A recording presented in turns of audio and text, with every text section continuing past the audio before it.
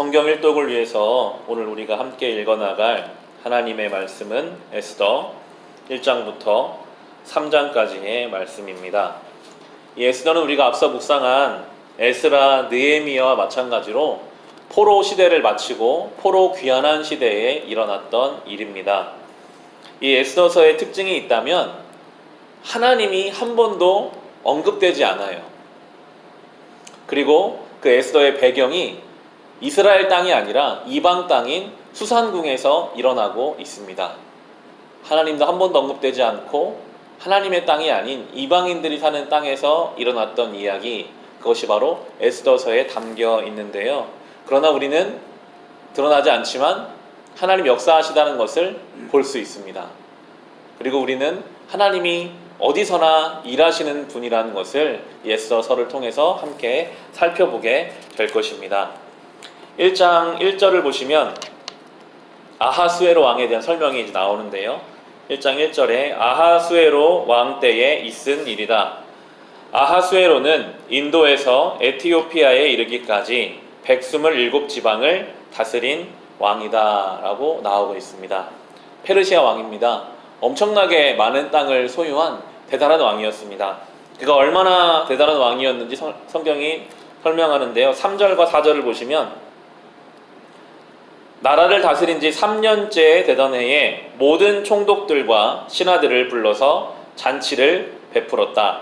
페르시아와 메대의 장수들과 귀족들과 각 지방 총독들을 왕궁으로 초대하여 자기 왕궁이 지닌 영화로운 부요와 찬란한 위엄을 과시하였다. 잔치는 여러 날 동안 무려 180일이나 계속되었다라고 나옵니다. 6개월 동안을 잔치를 할 만큼 굉장한 부를 가지고 있었던 것이 이 아하수에로 왕이었다라고 성경은 이야기하고 있는데요. 이렇게 설명하면서 성경은 이 아하수에로가 대단하다, 우리가 무서워할 존재다, 그렇게 말하고 있지는 않아요. 그가 부여했던 왕이었을 뿐이었다. 그가 대단한 땅을 가지고 있었지만 그도 연약한 인간이었다라는 걸 설명하는데요. 이어지는 10절과 11절에 그것이 나옵니다.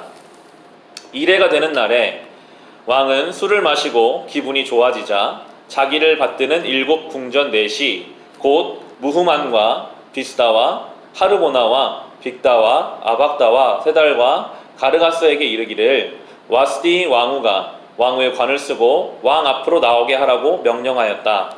왕후가 미인이므로 왕은 왕후의 아름다움을 백성과 대신들 앞에서 자랑하고 싶었던 것이다 라고 나옵니다. 자기 왕, 자기 아내를 자랑하고 싶었어요. 그런데 반응은 전혀 예상과 달랐죠. 12절을 보시면 그러나 와스디 왕후는 내시들에게 왕의 명령을 전하여 듣고도 왕 앞에 나오기를 거절하였다.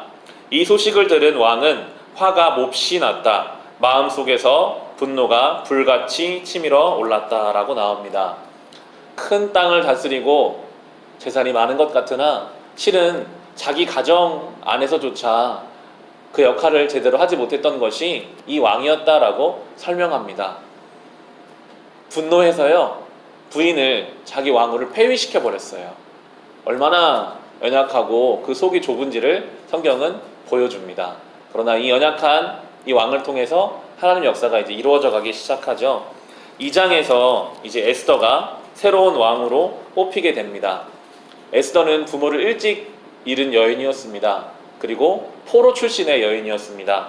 2장 7절을 보시면 모르드게에게는 하다사라고 하는 사촌 누이 동생이 있었다. 이름을 에스더라고도 하는데 일찍 부모를 여의었으므로 모르드게가 데려다가 길렀다. 에스더는 몸매도 아름답고 얼굴도 예뻤다. 에스더가 부모를 여의었을 때에 모르드게가 그를 딸로 삼았다라고 나옵니다. 이 여인, 부모도 없고 나라도 잃은 이 여인을 하나님이 들어다가 결국 페르시아의 왕후로 세우게 됩니다. 하나님의 인도하심이죠. 어떻게 포로 출신이, 부모도 없는 이 여인이 그 대단한 나라의 왕후가 될 수 있었을까요? 하나님의 역사라고 밖에는 볼 수 없습니다. 그리고 3장에서 이제 위기가 찾아옵니다. 하만이라고 하는 그 당시 왕에게 가장 신임받던 신하가 있습니다. 왕이 자기를 신임하면요, 교만해져요. 다른 신하들이 다 자기를 우러러봐야 속이 편해지는 그런 상황이 지금 하만의 상황이었는데, 이 유독 모르드게라고 하는 유대인이 자기에게 고개를 숙이지 않는 거예요. 모르드게는 하나님을 섬기는 자였기 때문에 하만에게 고개를 숙이지 않았거든요. 3장 5절을 보시면, 하만은 모르드게가 정말로 자기에게 무릎을 꿇지도 않고 자기에게 절도 하지 않는 것을 보고 화가 잔뜩 치밀어 올랐다라고 나옵니다. 갈등의 시작입니다. 하만이 화가 나서 모르드게만이 아니라 모르드게가 속한 민족, 유다 민족 전체의 씨를 말리기를 계략을 세우고 그 일을 진행해 가는 것이 이제 에스더의 내용이 되는데요.